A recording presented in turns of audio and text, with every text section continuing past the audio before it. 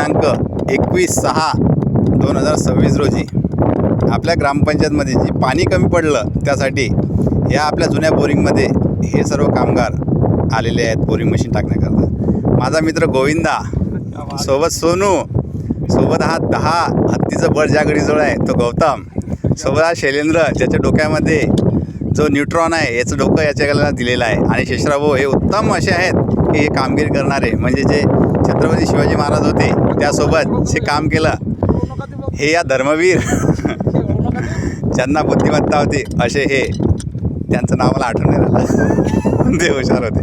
असे शेषराव खूप हुशार व विद्यमान आहेत.